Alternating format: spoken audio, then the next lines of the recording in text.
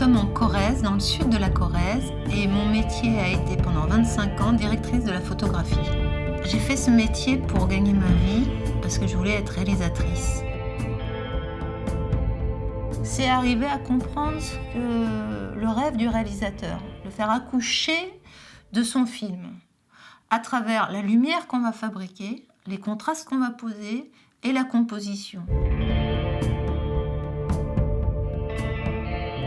À l'époque, on apprenait sur la peinture, même si d'autres pouvaient prendre comme référence des films ou des photos. Moi, je ne l'ai jamais fait parce que ça m'intéressait plus de se transposer la peinture au cinéma que d'adapter une image déjà faite, photographique, au cinéma.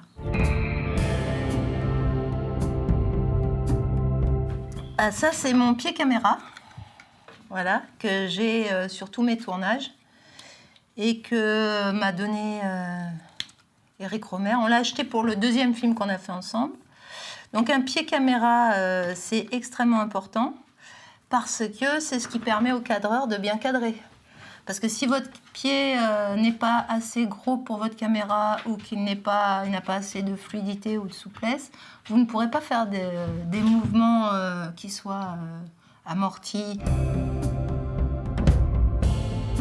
Comme j'avais travaillé avec Raoul Coutard et que j'ai envoyé mon CV à Rohmer, il m'a engagée, puisqu'il s'est dit qu'elle se débrouillera avec rien.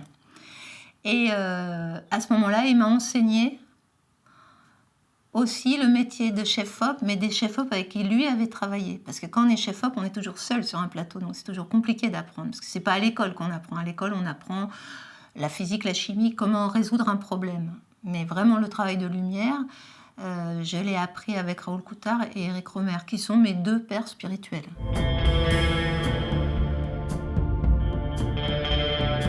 Rohmer accepte, aime, cherche l'aléatoire et le défaut. Il ne tient surtout pas à tout contrôler. Il contrôle son texte. C'est un auteur et il écrit à la virgule près, les comédiens doivent dire le texte, mais il espère qu'il va y avoir de l'aléatoire qui va rentrer dans le cadre et dans l'image. Donc c'est aussi une des raisons qu'il a fait qu'il cherchait quelqu'un de débutant au cadre et à la lumière pour avoir quelqu'un qui ne soit pas formaté et qui permette l'accident. Dans les rendez-vous de Paris, par exemple, il me demande de faire un zoom et puis je vais faire un zoom saccadé. Bon, mais il va garder ce zoom saccadé. Même si moi, je lui dis, le zoom est saccadé, on en fait une deuxième. Mais lui, il a le choix. Donc il ne subit pas, il choisit, mais il choisit l'accident.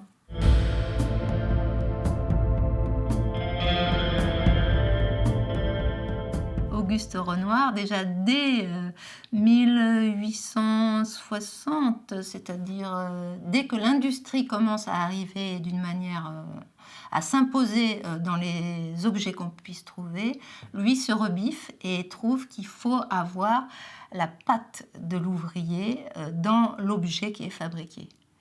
Et il propose de créer le cercle des irréguliers. Et ça, Rohmer se l'est approprié pour faire son image. C'est-à-dire qu'il aimait qu'on sente la patte de l'humain dans la fabrication de l'image.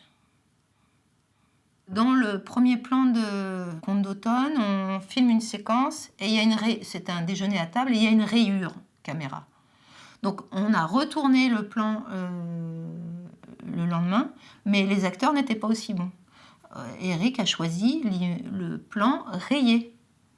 Et ça s'appelle une image sale. C'est ce que les diffuseurs, c'est-à-dire une image pour eux non exploitable, parce qu'elle n'est pas suivant l'esthétique du capital, l'esthétique qu'on veut nous imposer.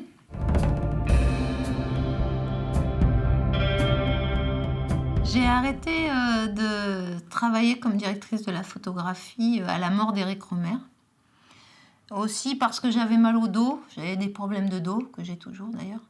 Et en même temps, parce que je voulais plus travailler pour quelqu'un d'autre, je voulais faire l'image de mes films. Parce que c'est assez douloureux quand on est directeur de la photo, enfin pour certains, en tout cas pour moi, surtout que je voulais réaliser à la base, mais de voir des plans qu'on trouve très beaux qui ne sont pas conservés au montage. Aujourd'hui, j'ai un film que je souhaite terminer justement sur une femme peintre. Elle a cherché la lumière toute sa vie, aussi bien spirituellement que picturalement. Elle est non bouddhiste et c'était un sujet en or pour moi. Donc ça, je vais le finir, mais je voudrais le finir justement comme un peintre dans son atelier. Et ne pas avoir... Alors c'est difficile, je ne suis pas sûre de réussir le film, mais c'est une gageure qui m'intéresse.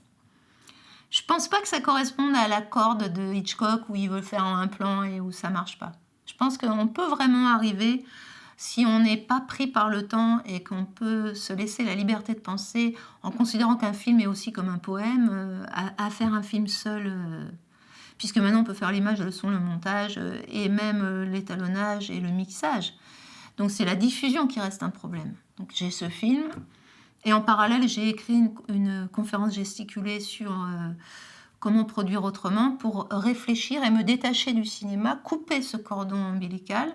Alors monter sur scène pour moi est difficile, j'ai beaucoup de mal, mais réfléchir sur la mode de production, qui sont les seuls qui n'ont pas changé depuis 1946.